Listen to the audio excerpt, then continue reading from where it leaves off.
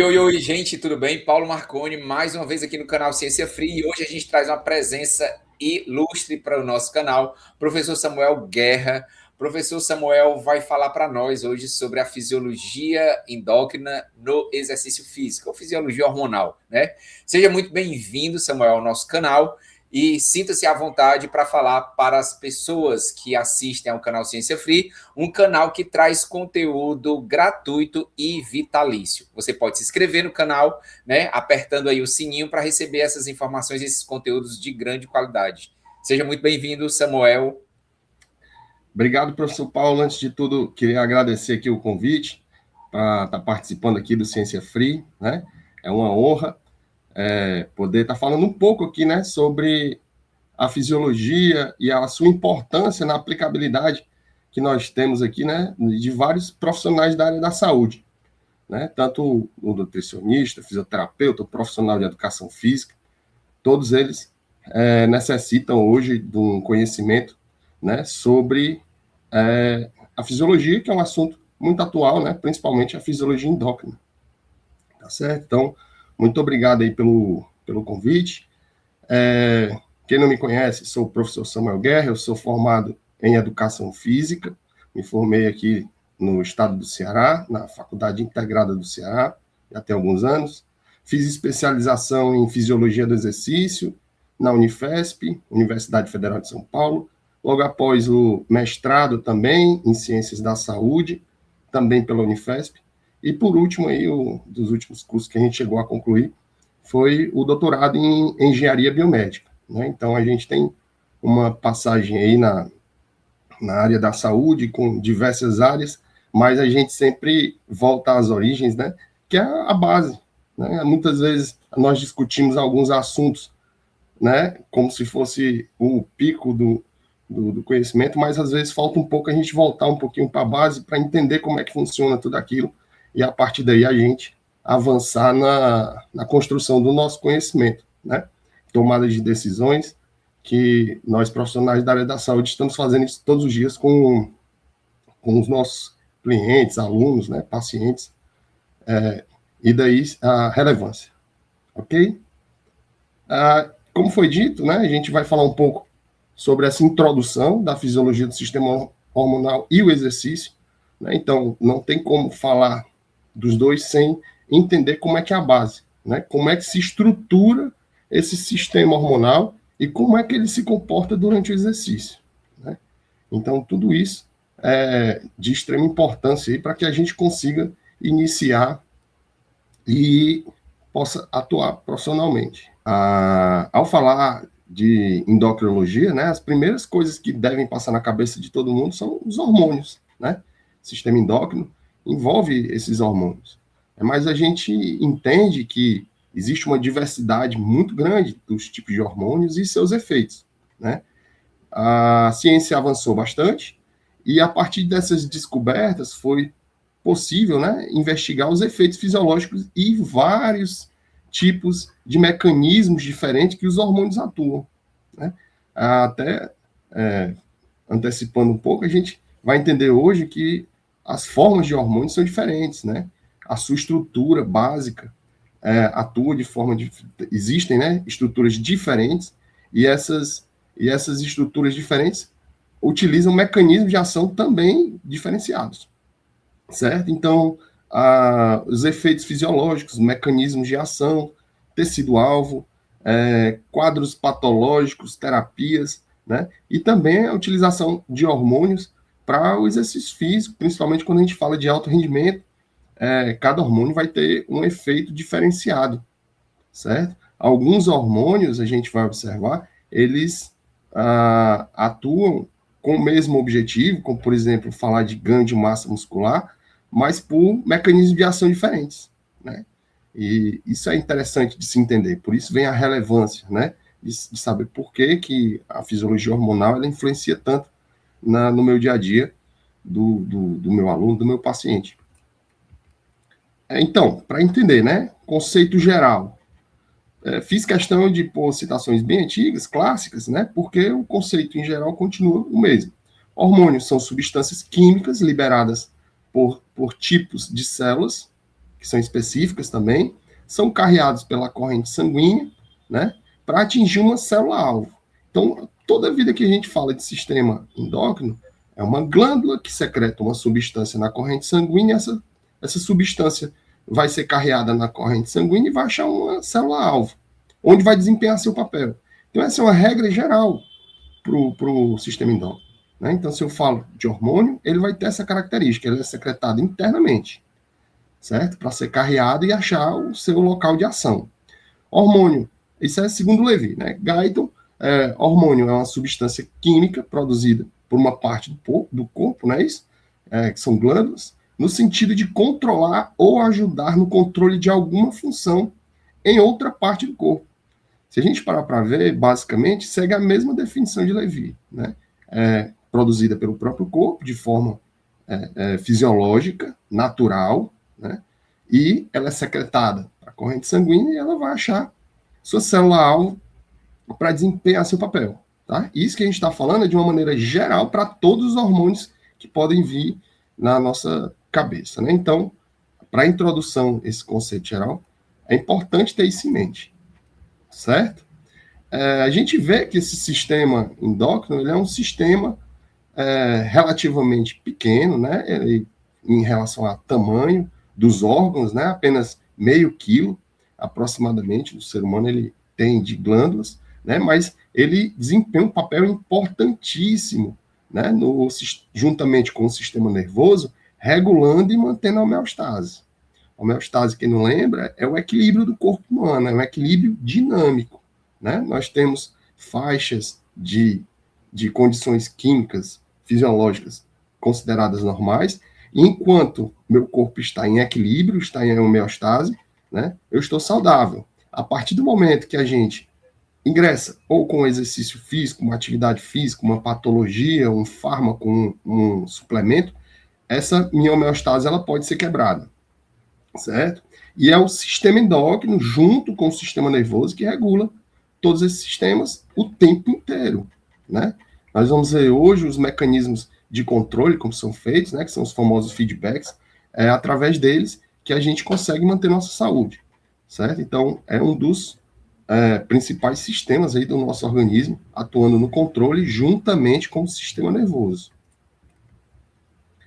Mais uma vez, né? Como a gente já falou aqui, o endócrino e o nervoso atuam em conjunto, né? E eles sinalizam o tempo inteiro como é que está funcionando, o que é que está acontecendo de maneira interna no nosso corpo, de maneira externa também. Né? Nós temos sensores que detectam temperatura, pressão, som, né?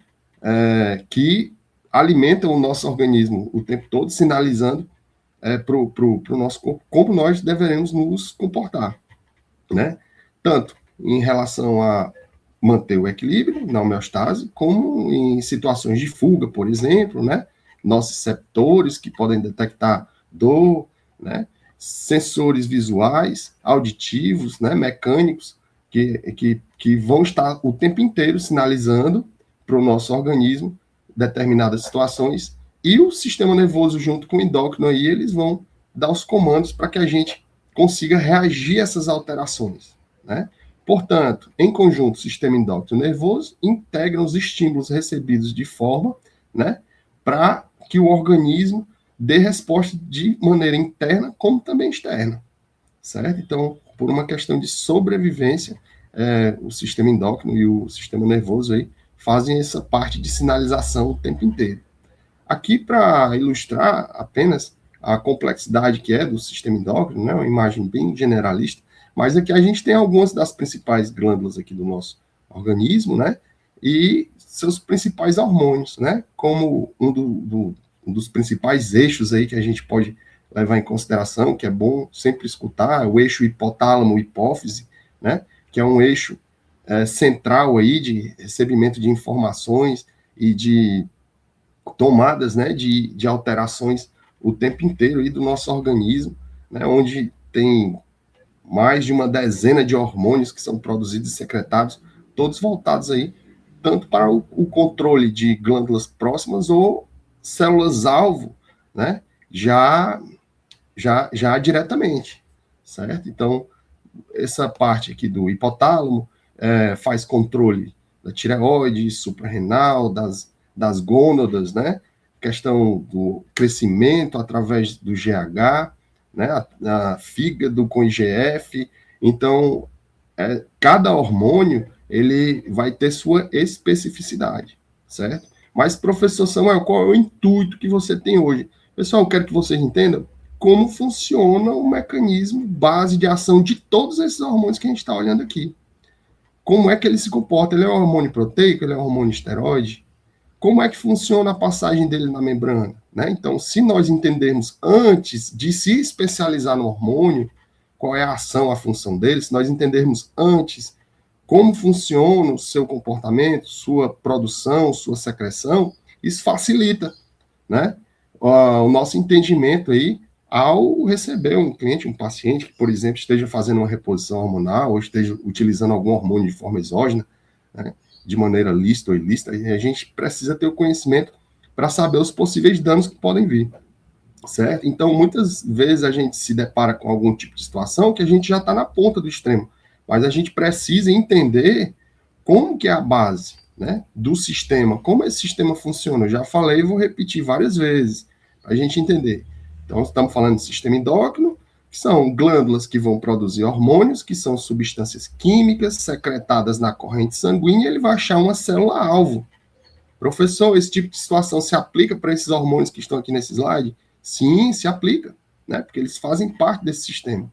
Então, é esse entendimento inicial que eu gostaria de trabalhar aqui com vocês, para que a gente, ao final da aula, conseguisse ter uma visão melhor, né, do que está acontecendo e, em cima disso, nós podemos tomar nossas decisões, certo? Então, de novo, a organização do sistema, basicamente, eu tenho uma glândula que vai produzir o hormônio, vai ser carreado na corrente sanguínea e vai achar um órgão receptor, ok?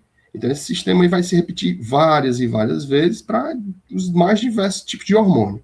Eu gosto muito de falar em sala de aula, a gente está em sala aqui agora, né? Que o hormônio é como se fosse uma chave de uma porta, né? E o seu receptor é aquela fechadura. Então, se minha chave tem aquele formato extremamente específico, ela só vai se encaixar naquela fechadura e ela só vai abrir aquela porta específica, certo? E o nosso organismo não deixa de ser algo muito próximo em relação a isso, né? Então, nossos hormônios são carreados, são secretados na corrente sanguínea e lá fica circulando durante um bom tempo. E o nosso organismo só vai fazer com que ele tenha algum tipo de ação se ele tiver um encaixe perfeito. E a partir daí ele desempenhar o seu papel, né, da ação específica que aquele hormônio no órgão receptor apresenta. Basicamente, pessoal, sobre as glândulas, nós temos dois tipos, a endócrina e a exócrina, né? Sistema endócrino, nós vamos ver que ele não possui ductos, né? E são somente glândulas endócrinas que secretam hormônios. Células exócrinas possuem ductos, são controladas pelo sistema nervoso, certo? Elas secretam substâncias que não podem ser consideradas como hormônios, certo? Por não atuar em célula específica, como, por exemplo, uma glândula, né? No caso que está secretando suor. Tá?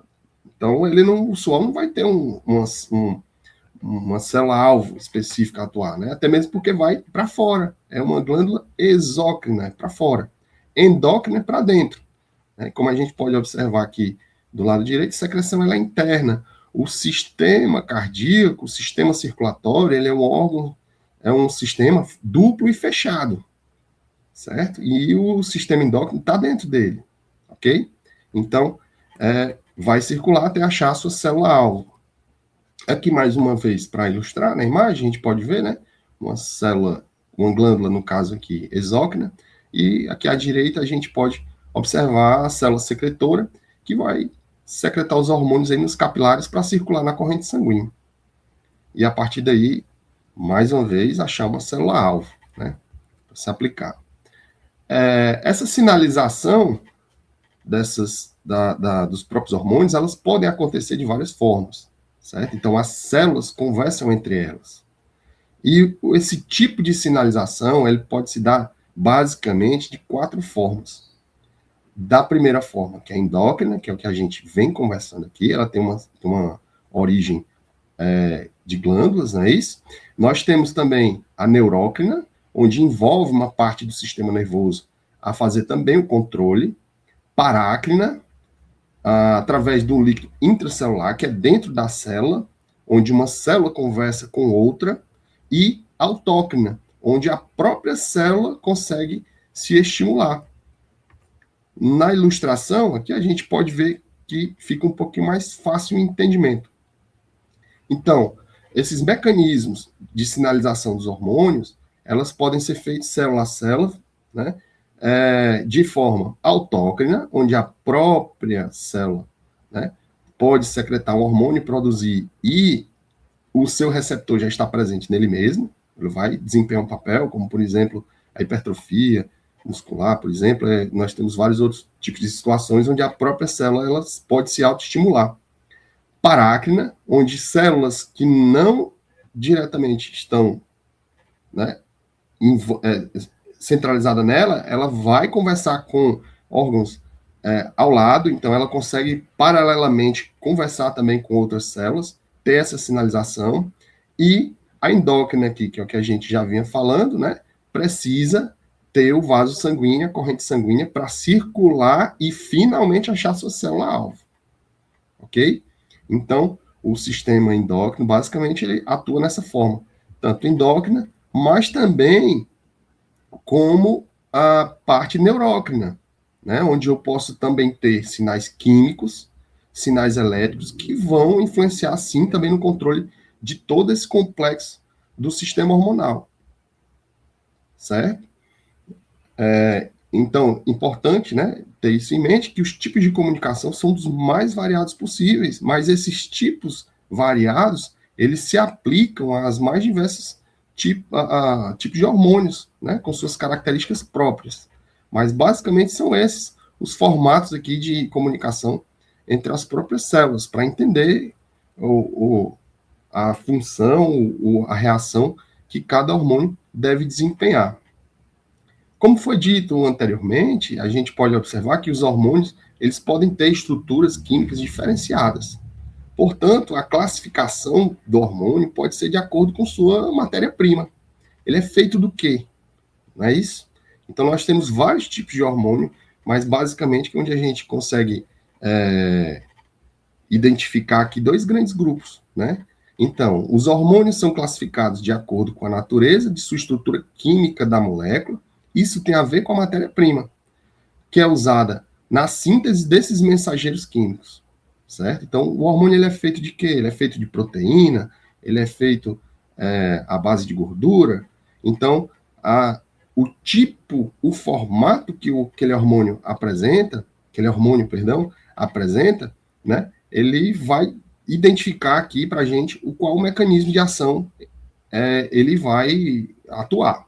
Certo? Então, a gente pode assumir que o que mais importa na determinação de um hormônio não é do que ele é feito, mas como ele faz. É o mecanismo. Ele atua como?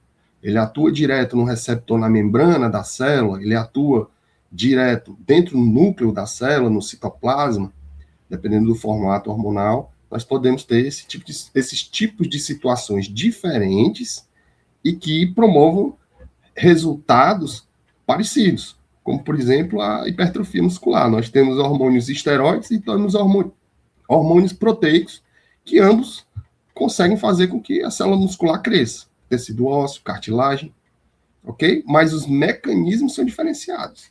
Isso é importante entender. Ao exceder o excesso de utilização de algum desses hormônios, os mecanismos são diferentes, né? Então, as respostas, os danos também podem ser diferentes. Então, por isso, mais uma vez, a importância de se entender de onde vem, né? Qual é a base daquele hormônio. Aqui eu tentei ilustrar, eram algumas animações, né? Mas para identificar que os tipos de estímulos que nós promovemos ao nosso corpo também promovem respostas diferentes. Isso é mais do que óbvio, né? Isso segue quem é profissional de educação física, quem conhece um pouco, o princípio da especificidade. Você é o que você faz. né? O tipo de comportamento que você tem, o treino, sua alimentação, se ela é voltada para determinados objetivos, ao final de um ciclo, né? Ao final de uma repetição, você vai ter sempre uma resposta. E no sistema endócrino, também alguns hormônios vão responder de acordo com o estímulo que é dado para os indivíduos, né? Então, isso também vai influenciar o conhecimento, né, sobre a questão hormonal e também os seus efeitos. Mais uma vez, a gente vê que são definições aqui que a gente fala, né, que fala sobre os hormônios, que são substâncias específicas secretadas para dentro e carregadas para o corpo. Ficou até um pouquinho repetitivo, né? Mas é mais uma definição aqui do Macardo. E que no final, os tipos de hormônio, basicamente, vão ser esteroides e não esteroides, ou polipeptídeos, certo? Então, esse tipo de conhecimento vai influenciar no mecanismo de ação daquele hormônio. Esteroides são lipossolúveis. Eles vão ter uma livre passagem pelo citoplasma, certo? Então, a gente sabe que a célula ela tem uma bicamada lipídica, a passagem das substâncias nela, caso seja lipossolúvel, ela tem uma passagem facilitada, mas para substâncias não esteroides ou polipeptídeos, à base de proteínas, essa passagem ela é seletiva, certo? Então a gente volta lá para a fisiologia humana, né? Para os tipos de transporte na membrana, se vai ser passiva, ativa, se tem gasto energético ou não. E para os hormônios, esse tipo de passagem também é influenciado, certo? Então, basicamente, duas grandes categorias aí de hormônios, esteroides e não esteroides. Para os hormônios proteicos, a gente tem que entender que o processo de formação e armazenamento é diferente do esteroide, certo? Então, qual é o intuito aqui, professor Samuel? Você está mostrando esse slide sobre liberação hormonal. É que todos os hormônios, quando eles são produzidos, eles existem uma sequência, certo? De eventos químicos para que ele seja liberado, vá até a corrente sanguínea, a sua célula-alvo, para desempenhar o seu papel, ok? Então, todo tipo de hormônio proteico, ele só vai ser, a síntese proteica dele só vai ser iniciada quando a gente tem um estímulo, certo? Se eu pratico exercício físico de altíssima intensidade, tenho uma boa alimentação, um bom descanso, durante a noite, no meu sono, eu tenho picos de secreção, de GH, que vão facilitar aí e aumentar o estímulo da produção desse hormônio, certo? E aí, esse estímulo vai fazer com que eu tenha uma liberação de cálcio no citoplasma, aumentando uma atividade AMP cíclico, grânulos vão se deslocar até a membrana, sistema de microtúbulos e filamentos fazem com que esse grânulo se aproxime da membrana, essa membrana vai ser fundida e aí, a partir deste momento, eu tenho a liberação de um hormônio. Mas essa liberação só acontece se eu tiver um estímulo, certo? Eu consigo estimular meu corpo, que ele produz, sintetiza alguns tipos de hormônios específicos, que, como a gente está falando aqui do exercício, né, de uma maneira natural. Aqui, para ilustrar na imagem, né, a sequência, né, de estímulos realizados aí para que a gente tenha uma liberação hormonal natural. O estímulo acontece, aumento da concentração de cálcio, MP cíclico, microfilamentos deslocam os grânulos até a membrana, lá embaixo já a membrana se funde e secreta o hormônio para a corrente sanguínea. E ele vai circular livremente lá, até achar sua célula-alvo e desempenhar o seu papel. Aqui, mais uma imagem ilustrando, né, um tipo de secreção hormonal, no caso, por exocitose, né, o hormônio proteico, é bom que se diga, ele vai estar armazenado em vesículas, certo? Diferente dos esteroides, então essa já é uma característica a ser levada em consideração, e esse mecanismo de liberação aí, ele só vai se dar a partir do estímulo que for realizado, né? Então, a gente acabou de exemplificar aqui de uma maneira bem resumida, né, pessoal, a parte de liberação hormonal de um hormônio proteico, de uma maneira bem geral. Agora, sobre os esteroides. Os hormônios esteroides não são armazenados dentro de grânulos distintos, então eles ficam concentrados em compartimentos dentro das células. Então ele já é produzido, ele fica de uma maneira compartimentizada, né, dentro lá da célula, e a partir do momento que tem um estímulo, ele é liberado. Ele fica na forma livre no citoplasma e aparentemente ele abandona a célula, né, por transferência na membrana plasmática, já que ele é lipossolúvel. Lógico, se ele é um esteroide, ele é a base de gordura, ele tem uma passagem livre pela membrana celular, diferente do hormônio proteico. Poxa, professor, então se você está dizendo que o hormônio esteroide é diferente do hormônio proteico, a passagem e o armazenamento dentro das células também é diferente. Então, será se eu posso falar que o tempo de ação desses hormônios, de uma maneira geral, também pode ser diferenciada? Com certeza, né, pessoal? Então, nós temos situações diferentes que, de repente, podem dar um efeito próximo, mas o tempo de reação deles também é diferenciado e de acordo com a sua natureza, de como ele é feito, né?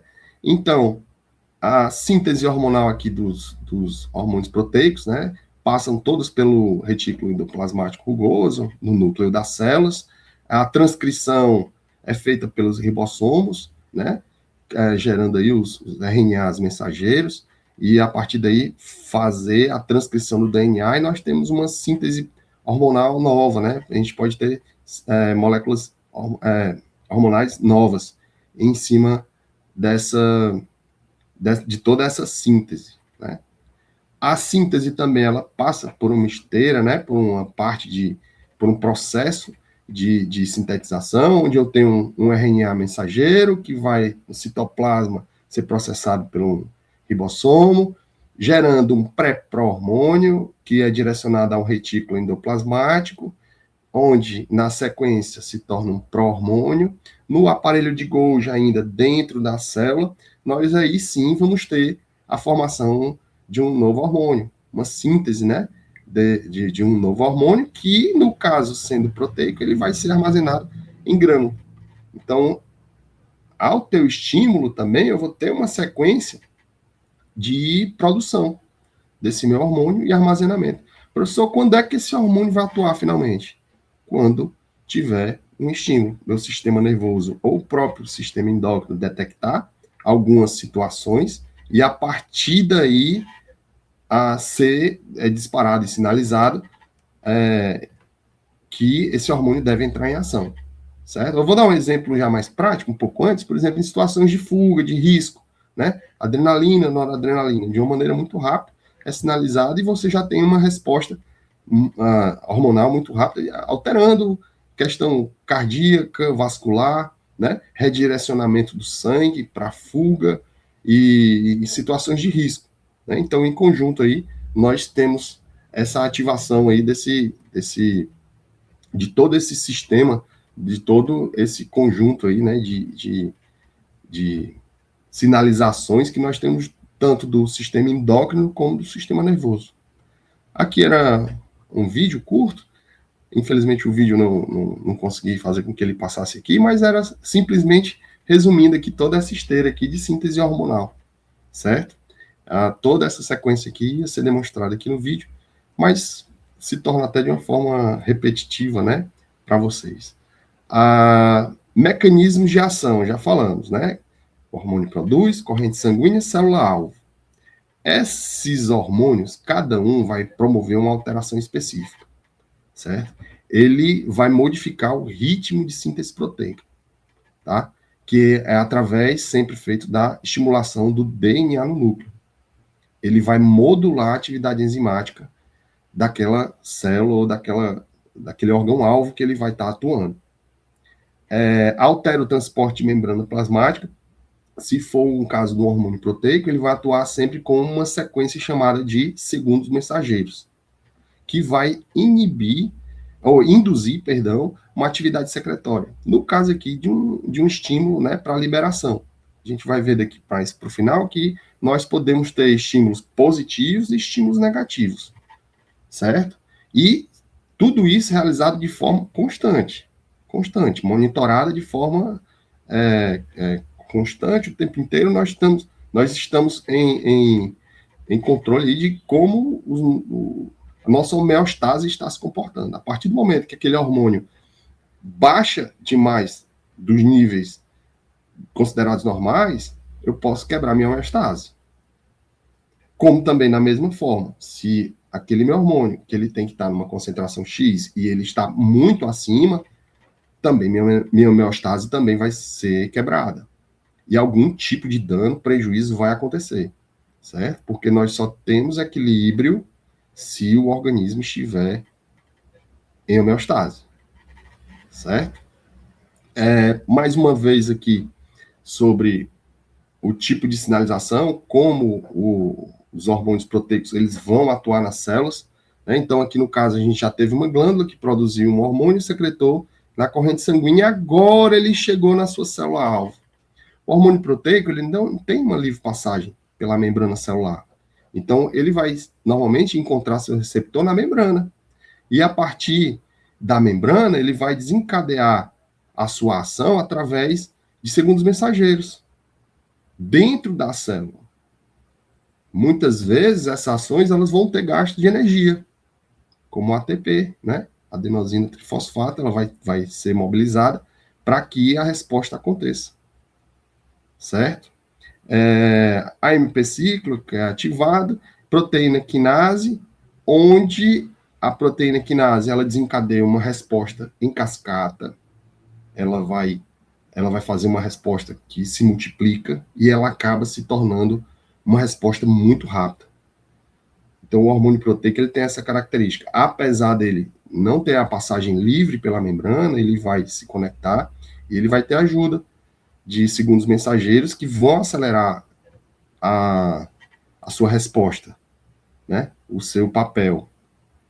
E aqui é um exemplo aqui de como atuam os hormônios proteicos. Como, por exemplo, pessoal, o hormônio do crescimento, o GH, né?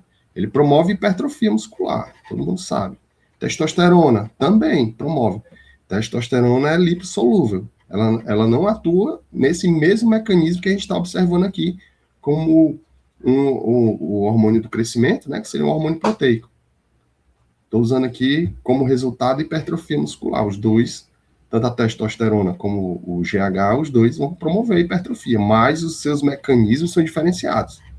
Esse aqui é o mecanismo do hormônio proteico, certo? Então, mais uma vez, aqui era um videozinho que eu ia passar, ele ia simplesmente demonstrar esse mesmo esquema aqui.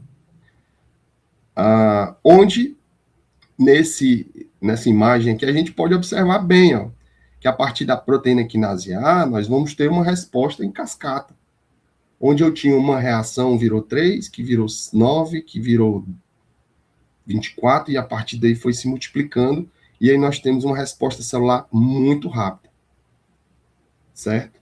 E esse aqui é o mecanismo de ação dos hormônios proteicos, através do segundo mensageiro. De uma maneira bem simples, tá, pessoal, que eu estou tentando falar para que a gente entenda o todo, certo? Então, voltando até um pouco aqui, a gente pode ver, nós temos vários tipos de hormônios, sua natureza, basicamente, ou ela é esteroide ou não esteroide, proteica, e os mecanismos de ação são diferentes, com tempos diferentes também. No caso aqui, até agora, a gente só viu do hormônio proteico.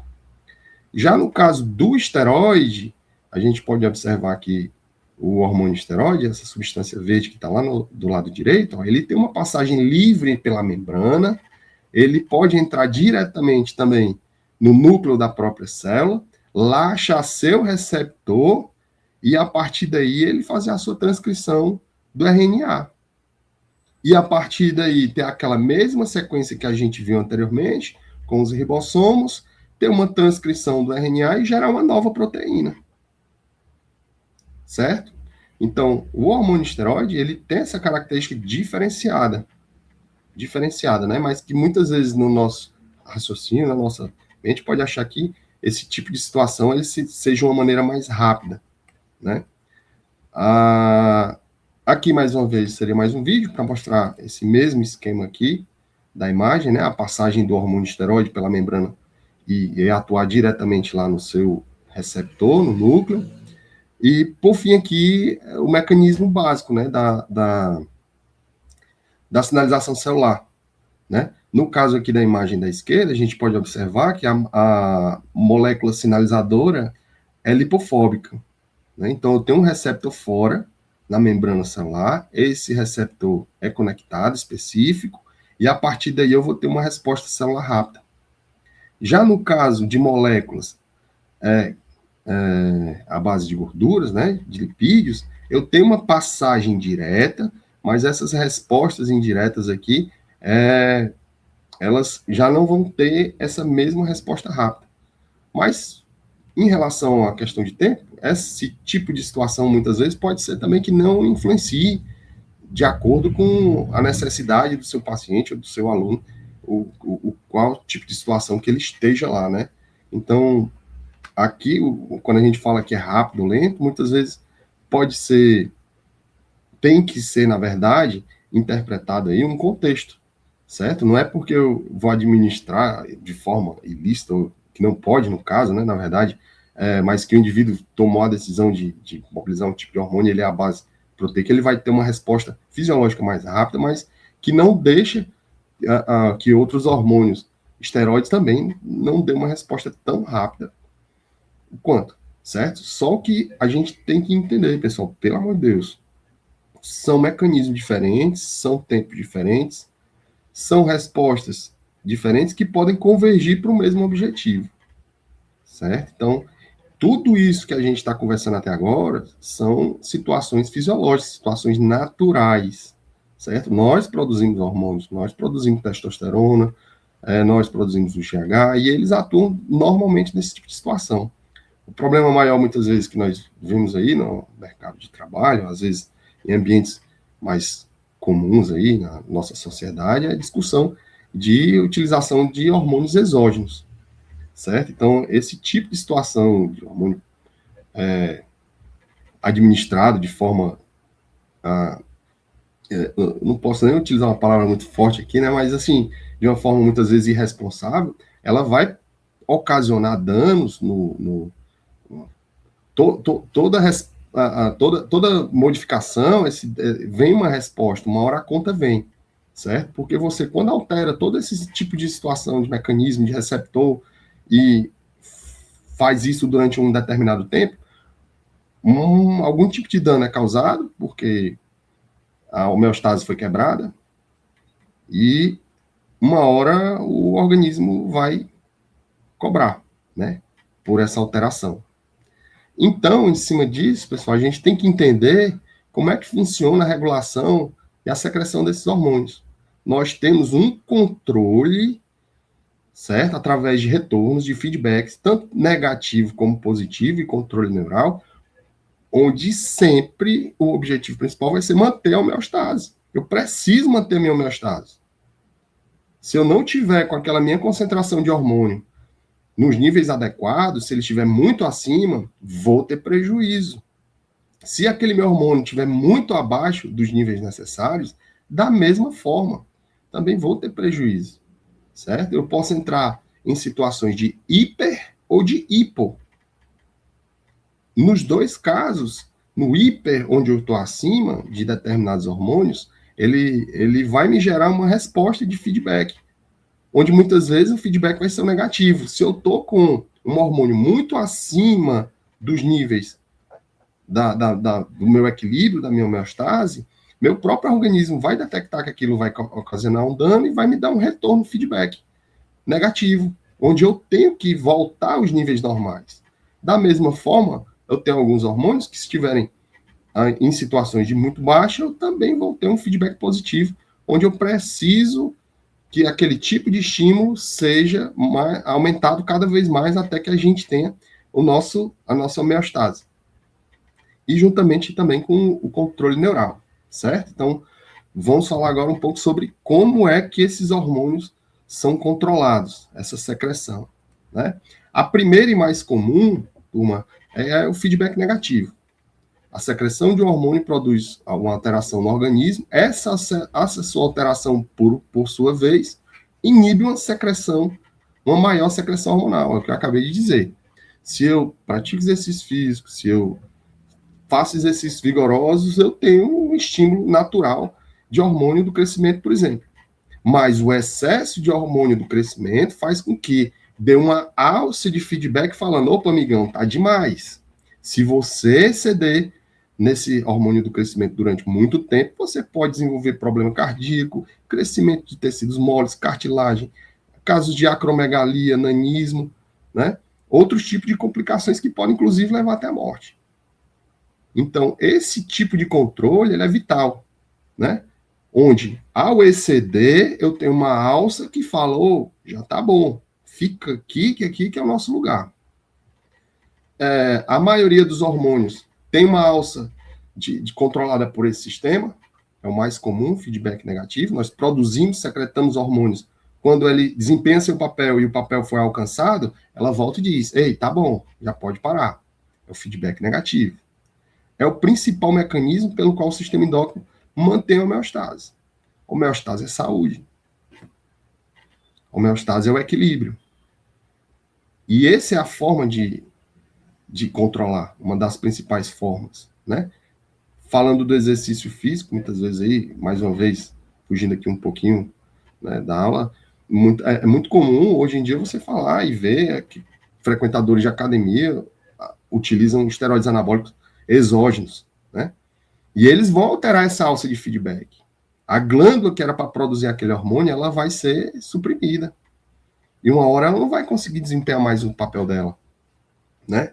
Então, ao utilizar substâncias exógenas, nós podemos modificar esse feedback negativo aqui, que vai complicar o sistema endócrino. É aí que a conta vem, né? É aí que a gente tem que entender sobre o sistema endócrino aí e suas complicações ao alterá-lo. Aqui nós temos uma ilustração bem simples, né? Fazendo passo a passo, para a gente entender como é que funciona esse principal controle aí de feedback, né? Então, eu tenho uma glândula que produz um hormônio, o hormônio é secretado na corrente sanguínea, eu sei que vocês já estão irritados já de tanto escutar essa repetição, né? Esse hormônio vai estimular uma célula-alvo, por exemplo, músculo estriado esquelético, onde eu vou ter um produto, que é a hipertrofia, o crescimento, o ganho de força, e esse próprio produto, o crescimento celular, né, vai suprimir a glândula, e vai falar, opa, amigão, tá bom, você não pode hipertrofiar até o infinito, você vai ter comprometimento de outros sistemas, isso vai te fazer mal, você precisa viver na homeostase, você precisa viver em equilíbrio para ter longevidade. E aí, assim nós vivemos, de uma forma natural. Glândula produz hormônio, o hormônio vai cair numa célula-alvo, vai desempenhar o seu papel, e quando seu papel for alcançado, vai existir a alça de feedback negativo suprimindo a glândula. Certo? Então, esse controle já é feito naturalmente. O que é que acontece? Muitas vezes, principalmente aqui nessa setinha verde de cima, ao administrar um hormônio exógeno, por exemplo, vai bagunçar aqui o nosso feedback, né? Onde eu tenho um hormônio exógeno que é administrado de forma extremamente excessiva, onde eu coloquei mais, ele vai estimular o célula-alvo para que exerça uma resposta muito grande, vai crescer, vai gerar um produto que vai suprimir aquela glândula, certo? Então, eu tenho um exemplo aqui, por exemplo, da testosterona, onde o homem, né, vai administrar de forma exógena, vai atingir a célula-alvo, vou ter o crescimento muscular absurdo, mas vai vir um feedback negativo para as gônadas, né, para os testículos, e vai falar o que para ele? Ô, amigão, para de secretar testosterona, tá demais. E o que é que, brincando aqui com vocês, né, o que é que a glândula vai dizer pro meu eixo hipófise hipotálamo? Ele vai dizer, mas não foi eu não tenho culpa. E o cara continua administrando de fora. Mais. Feedback negativo. Ô, amigão, por que é que você ainda continua produzindo testosterona em excesso? Faz mal. Durante um mês? Não, um ano, 2, 3 anos. Esse tipo de administração. E quando você para, infelizmente, alguém acaba adoecendo por algum motivo, né? A pessoa tem que parar com esse tipo de administração e vai falar para a glândula, e aí, amigão, bora trabalhar agora? E agora, como é que a glândula trabalha? passou tanto tempo sendo suprimida por condições exógenas de administração, e aí fica o dano na fisiologia, fica a homeostase quebrada, né? E aí entram os tratamentos, entram os níveis aí de mais diversos aí de situações aí né, de danos ao nosso próprio organismo, que muitos escolhem fazer, né, achando que não vai acontecer comigo, que não tem problema, mas é através desse feedback aqui que a conta vem, né? Não é fisiológico. E se você bagunçar aqui, lá do outro lado vai ter uma resposta. E o sistema é extremamente complexo, como vocês podem ver, né? Então, eu costumo brincar, falando assim em sala de aula, que não brinque com o sistema endócrino. Você desregular algo em determinado ponto, você, para voltar como era, muitas vezes é bem mais complexo. Certo?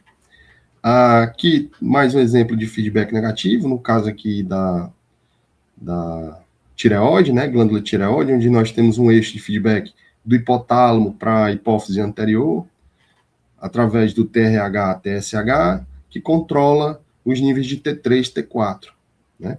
Então, quando excede o seu papel, ou quando está de menos o seu papel T3, T4, vem um feedback lá negativo, onde ele encerra e você mantém os níveis adequados. Feedback positivo, turma, é o contrário, né? Ele é menos comum, ele, sempre que uma ação acontece, esse tipo de ação ela vai ser estimulada para que mais ocorra ainda, certo? E normalmente é uma variação que é feita através de dose e resposta. A gente vai falar aqui sobre o feedback positivo, onde ele só para de estimular a síntese e secreção de determinados hormônios quando o estímulo externo ele é cortado. O maior exemplo disso aqui que a gente pode dar no caso de feedback positivo é na mulher gestante, né? Nós temos aí, ao final, né, da sua gestação, 8 meses, 28 dias, o útero aumenta, né? Nós temos receptores que identificam aquela pressão no útero, é enviada mensagem para o sistema nervoso central, onde diz, olha, mamãe, o seu bebezinho não cabe mais na barriga. O organismo detecta, libera o hormônio oxitocina, por exemplo, que vai fazer com que o miométrio se contraia. E a partir dessa concentração, o ciclo começa de feedback positivo. O bebê nasceu? Não. A parede ainda está sendo comprimida? Sim. Secreta mais oxitocina. O bebê nasceu? Não. A parede ainda está sendo muito comprimida? Tá. Continua o ciclo. O bebê não cabe mais, libera mais oxitocina. É um exemplo aqui de feedback positivo. Quando é que esse feedback positivo vai ser encerrado finalmente, né? Então, o bebê não cabe mais, contrai oxitocina, e aí o bebê nasceu. E eu perco o estímulo na parede do miométrio. E o bebê nasceu, a parede ainda está sendo comprimida? Não. Então o feedback positivo encerra. É um formato menos comum, né, mas que também existe. E por fim, turma, falando um pouco aqui sobre o controle neural, né? O controle neural também ele age suprimindo ou estimulando as secreções dos hormônios de forma interna ou externa. Eu falei o exemplo aqui da fuga, né, por exemplo, onde nós temos estímulos auditivos, táteis, olfativos, né, das mais diversas situações que também vão alterar algumas condições aí do nosso sistema endócrino, né? Então, são mecanoceptores, fotoceptores, nociceptores, baroceptores, são dos mais diversos tipos aí de controles neurais que nós temos, e que em algumas situações, como temperatura, por exemplo, frio, calor, faz com que nós tenhamos algumas alterações no nosso organismo. E ao final de todas essas alterações, aqui é uma ilustração aqui que eu ia tentar mostrar para vocês, que vão gerar ao final um estímulo elétrico, né? Um potencial de ação que vai para o processamento no nosso sistema nervoso central. E fazer sempre que nós tomemos algum tipo de decisão, né? Tudo vai partir do estímulo. Tudo parte do estímulo. E dependendo do estímulo que nós temos, nós vamos ter os mais diferentes tipos de respostas. Ok? Então, tentando, né, você pegar o pequeno da fisiologia, da célula, do que acontece, da forma como ela responde, se é dentro da célula, se é fora da célula, ao final nós vamos ter um potencial de ação que vai para o nosso sistema nervoso central e não vai nos dar uma resposta. Eu vou me exercitar, eu vou comer melhor, eu preciso me alimentar melhor, nosso organismo vai sempre nos dar respostas. E em cima dessas respostas é onde a gente atua, né? Quando eu falo nós atuamos, nós profissionais da saúde. Então, nós tendo conhecimento de toda essa base, esse contexto, faz com que a gente tome decisões. Né? Qual o melhor exercício? Qual a melhor alimentação? Né? Qual o objetivo do meu aluno? O que é que ele quer? Como eu vou fazer para ele chegar lá naquele resultado que ele tanto quer? Qual a diferença, turma, de um profissional que busca conhecimento do profissional que atua no achismo, sem ter base científica nenhuma, né? No caso aqui, a aula de hoje, vocês tiveram basicamente referências de livros, né? Você, ao ter alguns tipos de informações, muitas vezes pode ser questionado, está desatualizado, é algo, isso não existe mais. Mas, turma, a base, né, é o que constrói o alicerce do conhecimento. Então, você não consegue ter um prédio muito grande sem uma boa base. E, normalmente, os conceitos, né, ele não tem como ser refeito completamente. Algumas coisas mudam, lógico. Ninguém treina, ninguém se alimenta como se alimentava 20 anos atrás, 30 anos atrás. E ninguém vai se alimentar daqui 20 anos na frente.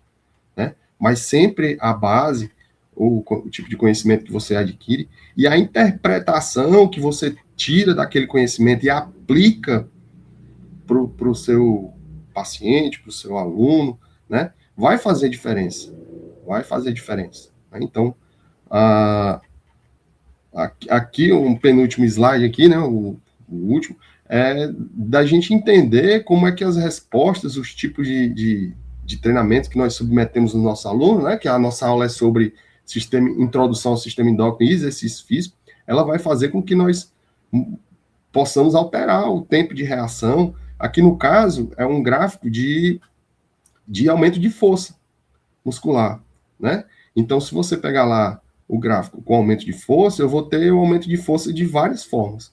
Através de adaptação neural, através de uma hipertrofia muscular, que pode ser acelerada pelo sistema endócrino, que pode ser potencializada, se você observar no canto superior direito, lá através de esteroides, de forma exógena. Só que a gente pode ver bem que, ao bagunçar esse tipo de situação, né, nós nos colocamos em risco, muitas vezes, né, e que uma hora a resposta vai vir.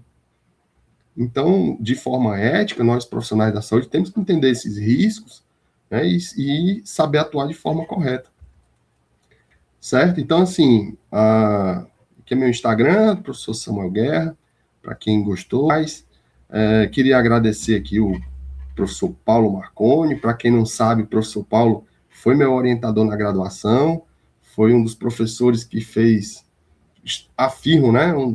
É um professor que fez uma diferença muito grande na minha vida em relação à busca de conhecimento, de tentar melhorar. Sempre estimulou e está estimulando ainda aqui que nós busquemos aí o conhecimento através aqui do seu canal, né, da Ciência Free. A gente está aqui aberto, né, para discutir, tem um chat aí, alguém pode comentar alguma situação e a gente busca aí a resposta no seu tempo adequado, tá certo? Muito obrigado, professor Paulo.